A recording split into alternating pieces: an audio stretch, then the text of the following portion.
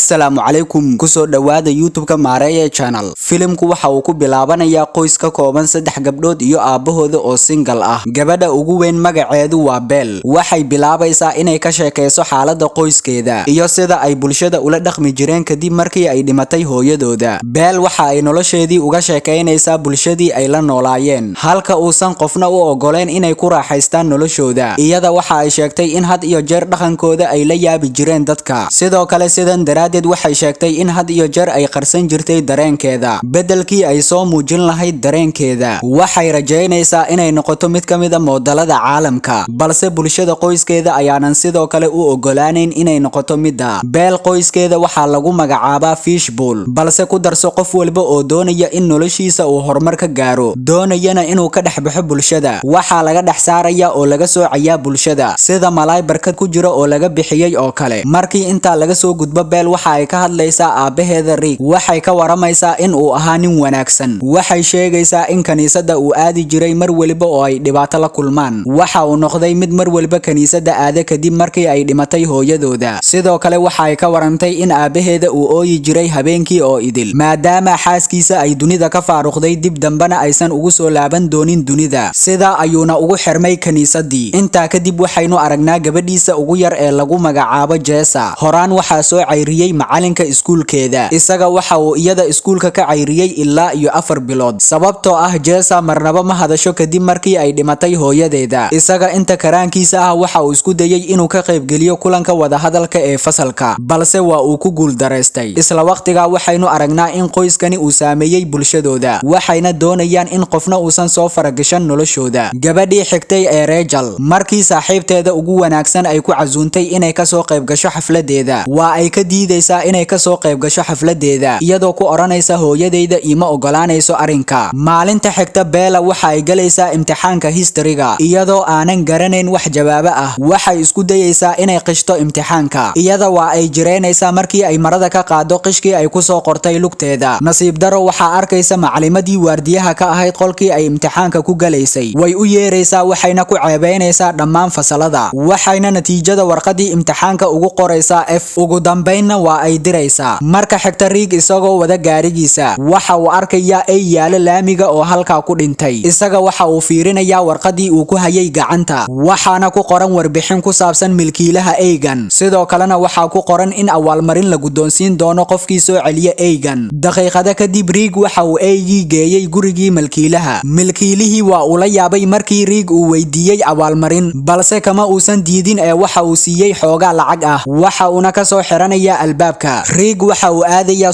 supermarketka, waxa uuna keega xafladda dhalashada u soo iibinayaa Rachel. Qoyska waxay u dabaaldegayaan maalinta dhalashada Rachel, balse dhammaantooda kuma jirta mid ka muuqata farxadda. Rachel waxay u xiisaysaa hooyadeeda, waxayna soo xasuusanaysaa dhammaan waqtiyadii quruxda badnaa ee ay la qaadatay hooyadeeda. Habeenkii waqti dambe, Rick waxa uu daawanayaa wareysi laga qaadayo Ron Belles. Waa beeraley caan ah, waxa uuna faafinayaa diinta Kiristanka. Markii la weydiiyey cadada lacag ee uu ku bixinayo faafinta diinta Kiristanka, waxa uu ku jawaabayaa inuu xoojinayo diinta Kiristanka. Waxa uu oranayaa waxaan hal guri degnaa 10 sano. Wuxuu kaloo oranayaa waxaan hal gaari wadayay 7 sano. Sidoo kalena waxa uu ku oranayaa waxaan ka cashayn jiray maqaaxiyaha. Ugu dambeyn, dhammaan dadka waxa uu ugu baaqayaa inay soo galaan Kiristanka. Intaa kadib waxa uu qof waliba u ballan qaadayaa inuu siin doono $1,000. Waa haddii ay ka soo qayb galaan mashruuciisa. Waxa uuna siin doonaa inta noloshooda ka dhiman. Rick sida ugu dhaqsiyaha badan waxa uu iska diiwaan gelinayaa programkii. Waxa uuna ka fikirayaa inuu ka mid noqdo iyaga. Markii dambe isagoo hurdaya waa uu riyoonayaa. Waxa uuna ku riyoonayaa shimbiro fara badan oo duulaya. Dhulka ayayna ku soo dhacayaan iyagoo halhal u dhimanaya. Maalinta xigta, Rick waa uu soo toosayaa. Wuu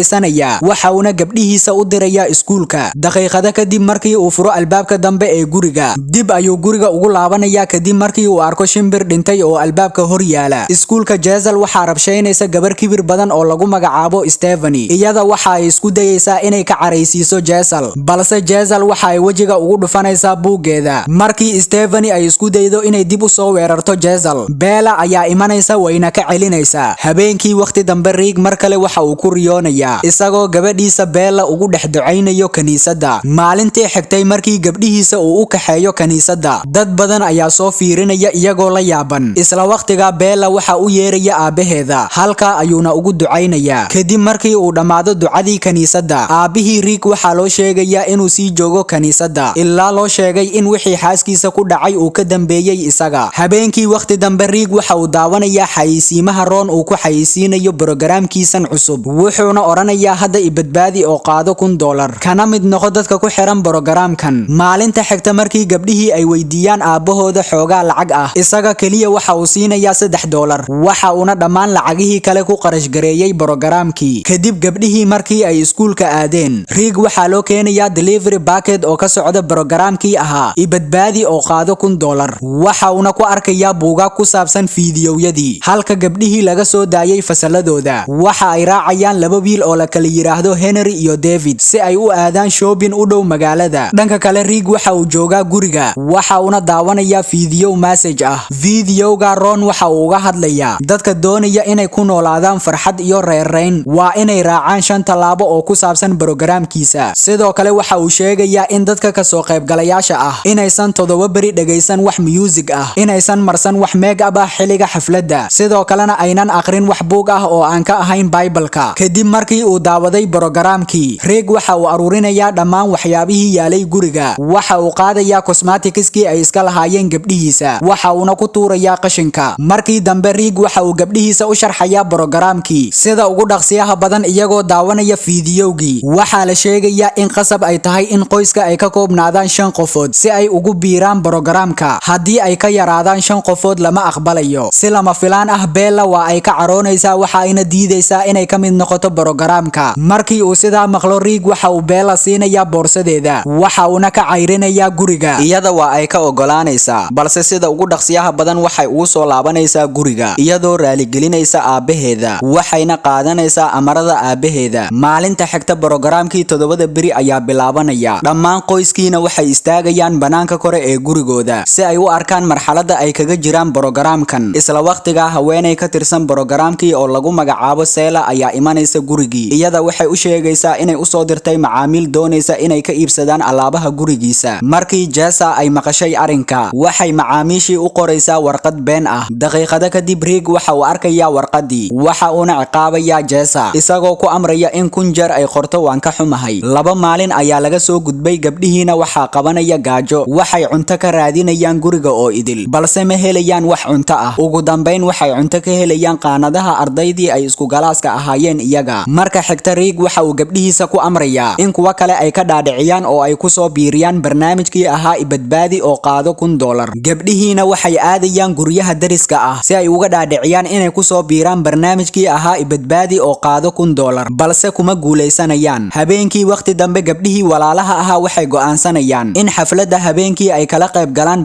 boyfriendskooda, waxayna ka dhuumanayaan guriga iyagoo aanan aabahooda u sheegin. Waxay ku dabaaldegayaan xafladii. Belle waxa ay la ciyaaraysaa Daniel, Rejana waxa ay la ciyaaraysaa Henry. Isla waqtiga Jessa waxay cunaysaa cuntooyin fara badan maadaama maalmo badan aysan waxba cunin. Dhanka kale Rick waxa uu soo kacayaa habeenbarkii. Markii uu guriga ku soo wareegana waxa uu ka war helayaa gabdhihiisa oo guriga ka maqan. Rickna waxa uu bilaabayaa inuu cabo dhalooyin fara badan oo qamri ah. Waqti dambe gabdhihii markii ay guriga ku soo laabtaan, Rick wuu ciqaabayaa iyaga. Maalinta xigta gabdhihii markii ay iskuulka aadaan, Jessa waxay soo qoraysaa jab warqad ah, waxayna u dhiibaysaa Belle. Waxayna warqadii ku soo qortay inay ka cabsanayso aabahooda sida uu ula dhaqmayo. Belle markii ay akhrisay warqadii way istaagtay, waxayna si toos ah u aadaysaa kaniisadii ku dhex yaalay iskuulka. Halka waxay ku soo bandhiganaysaa xaaladda dhibka ah ay ku jirto, waxayna dalbanaysaa in calaamad la tuso haddii ay saxan tahay iyada. Si lama filaan ah waxaa ifaya nalkii qolka. Belle-na aad ay u farxaysaa kadib markii ay sidan aragto. Habeenkii Rija iyo Bella waxay ka doodayaan xaaladii ay waalidiintooda ku jiri jireen. Waqtiyada Rick waxa uu xaaskiisa u kaxayn jiray cashada habeenkii, halka hooyadooda ay mar walba ka taxadari jirtay iyaga. Rick waxa uu habeenkii dhalooyinkii khamriga ee faaruqa ahaa ka saaraya baabuurkiisa. Si kastaba ha ahaatee, markii uu helo mid ka mid ah dhalooyinkii khamriga oo ku jira haaf khamri ah, waa uu cabayaa, waxa uuna fuulayaa gaarigiisa. Mar kale waa maalintii ugu dambeysay oo ay ka qaybgali lahaayeen brogaraamkii. Rick iyo Bella waxay isku dayayaan in dariskooda ay ka dhaadhiciyaan in ay kala qayb gasho brogaraamka si ay u buuxiyaan shuruudii ahaa in ay noqdaan 5 qofood. Isku daya fara badan Rick waxa uu soo kaxaysanayaa gabdhihiisa, waxayna aadayaan kaniisadii. Waxay isku dayayaan in la aqbalo, balse dhammaantooda midna lagama aqbalayo. Habeenkii gabdhihii waxay xiranayaan dharkoodii ugu quruxda badnaa, waxayna soo xasuusanayaan waqtiyadii quruxda badnaa ee ay la qaadan jireen hooyadooda. Intaa kadib dhammaan qoyskii waxay wada seexanayaan hal sariir iyagoo sugaya ballanqaadkii. Habeenbarkii ayaa la gaaray, waxna ma dhacayaan. Sidan daraadeed Rick waa uu soo toosaya, waxa uuna soo aadaya banaanka. Markii uu furo albaabka hore iftiin zaa'id ah ayaa ka hor imanaya, waxna ma arkayo. Nasiib daro markii uu isku dayo inuu ogaado waxa ay yihiin, koox ayaa banaanka taagan waxayna ku soo tuurayaan ukumo fara badan. Waxaa ka soo dabakacaya Bella iyo Jessa, waxayna imanayaan banaanka si ay u caabiyaan aabahooda. Sidoo kale iyaga xitaa waxaa ku dhacaya ukumihii. Waqtigan inta lagu guda jiro Rick waxa uu sheegayaa sidii ay ku dhimatay xaaskiisa. Waxa uuna sheegayaa in xaaskiisa ay ku dhimatay shil gaari isagoo daroogaysan. Gaarigana isaga ayaa waday. Intaa kadib Rick iyo gabdhihiisa waxay ka tagayaan gurigii ku yaalay magaalada. Waxa uu gabdhihiisa u kaxaynayaa hotel. Waxa uuna iyaga u sheegayaa in sida ugu dhaqsiyaha badan ay ugu guuri doonaan guri cusub. Si kastaba ha ahaatee been ayuu u sheegayay iyaga. Waxa uuna raadinayaa shaqo cusub. Maalinta xigta Rick waxa uu shaqo ka helayaa beeralayda. Waxa uuna shaqaale ka noqonayaa beeraha. Inta uu qabanayo shaqada xaajo ayaa qabanaysa. Waxa uuna ku xaajo gudanayaa beerta dhexdeeda. Nasiib daro milkiilihii beerta ayaa arkaya, waxa uuna ku qaylinayaa taxadar la'aantiisa. Milkiilaha qof kale ma ahan ee waa Ron Belets. Rick aad ayuu uga caroonayaa markii uu arko ninkan, maadaama uu been u sheegay. Shaqada kadib waxa uu imanayaa baarka khamriga. Waxa uuna isticmaalayaa khamri fara badan. Filimkuna waxa uu ku dhamaanayaa gabdhihii oo gaari ku dhex wada magaalada kana dhuumanaya aabahooda. Ugu dambayn like saar oo subscribe dheh si aad ula socoto muuqaaladeena xiga. Mahadsanid.